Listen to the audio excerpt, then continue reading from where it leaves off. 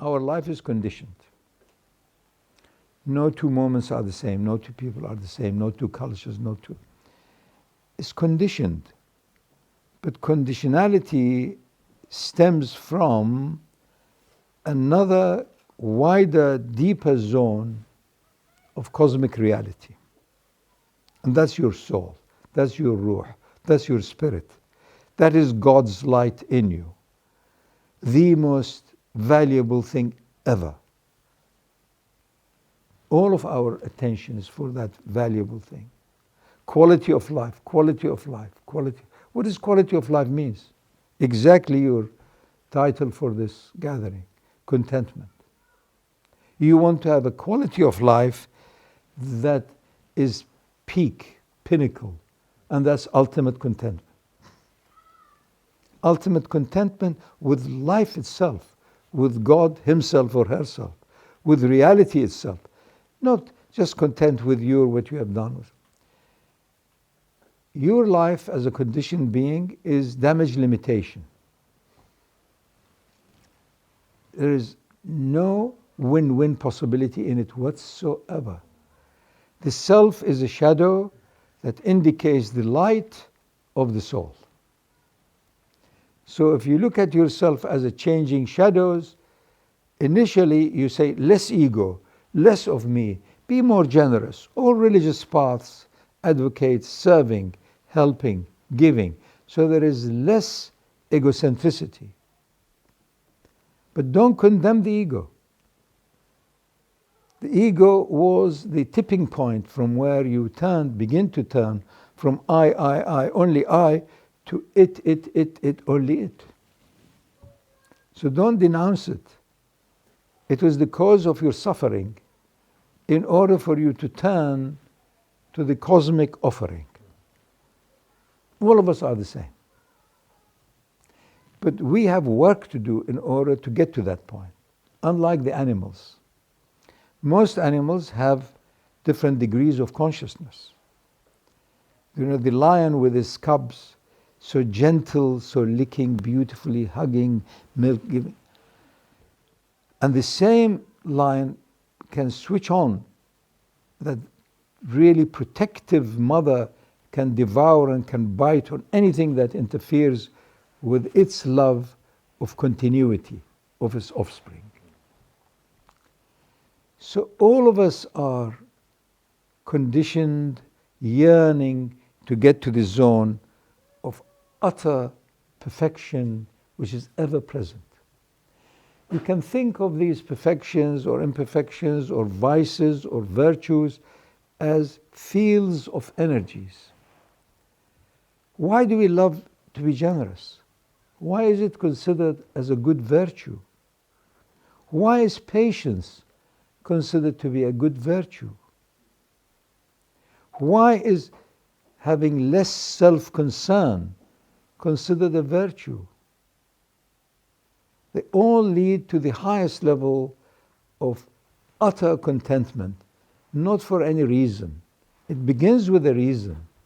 I'm content because the pain in my foot is less, or my concern about my survival or my what is less.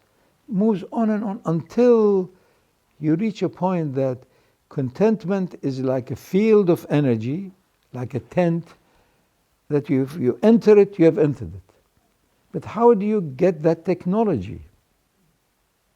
For that you need a clear description and a prescription. From it comes your transformation. You are the same as you were, but more. In such a way that what you were becomes like a trace in your memory. Yes, I was a father or a friend. Yes, that's true. But it's like a trace. It's like the old photographs that they fade away. They become sepia, and of course, other creatures eat it and gone. It's just that I think I was there. Yeah. Who are you talking about? Like Bistami, when they were asking, he said, I'm looking for him. Where is he? It's like that also. Who are you? But of course, we want to reinforce the past. So you make documents, you make recordings, you make albums, placards, and so on. So the main issue is to realize we have work to do. We have a responsibility here towards who? Responsibility, if you have a bit of a religious tendency, towards God. What a needy God is it that everybody has to do this and that to please this God? I mean, how much offerings do you do this God? Man? It's endless. What? And this tiny little earth of ours. Where else is it? You and I and every one of us need to read, Iqra, read the situation. Read where you are along this amazing spectrum of reality or consciousness. The beginning of visible life emanating from life itself, which never ends.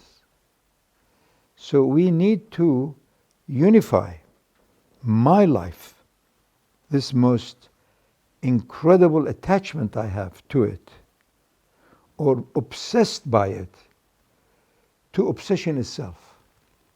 That's where passion comes in. That is where unconditional love is the ultimate driving force. Conditional love is a business, is a trade. I like you, give me this and I give you that. You reassure me, no, it's not so bad, I'm all right.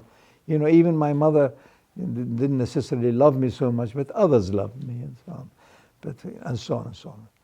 And of course, if you had a brother or a sibling or someone else whom you would know that the mother loved him or it more, that's a big thing now.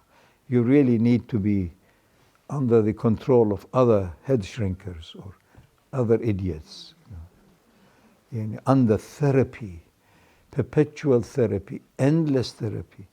Now you need the whole world to sympathize with you. Don't you know I am under therapy? Now make special allowance for me. Let me be in the head of the queue. I am disabled.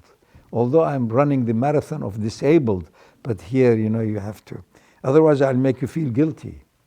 That's one of the Swedish issues, feeling guilty, you see, because they have it so easy and so simple. And then what?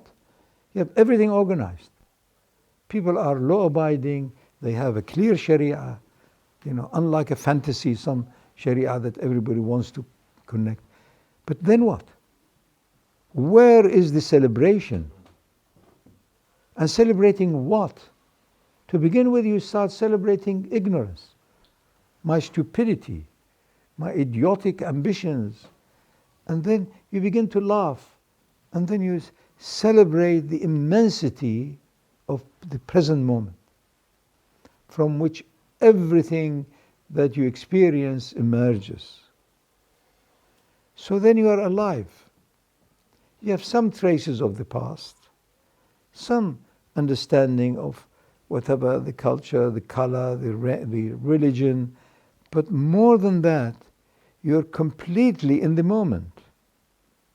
That is your soul. That is the condition of your own source of life, the plug that you are connected with.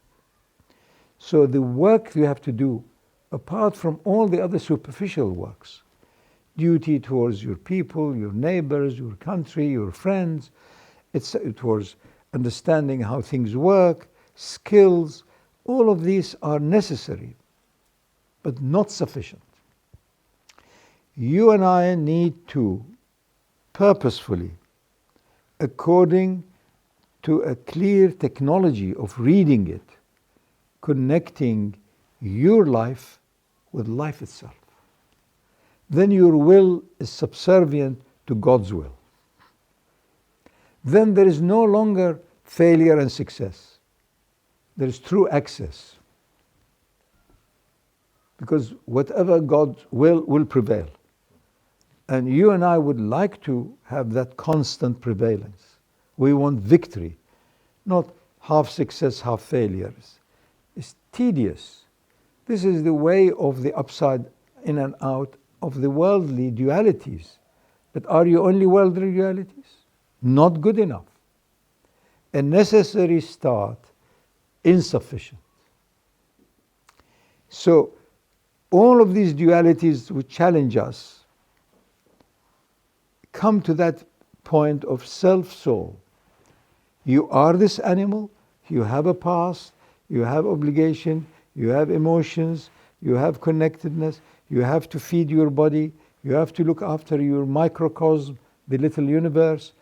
But more than all of that, you need to be able to switch constantly to a zone in your own heart that is beyond contentment or discontentment.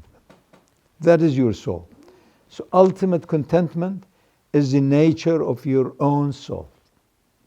It's ever content. That's why it gives you love, life unconditionally. But you and I, as earthly beings, we are conditioned. So no, it's not the right thing. Don't be over there. Generosity up to beyond the point can have worse effects than meanness. So it's all balance, balance, balance, balance. The world of duality is all based on balance.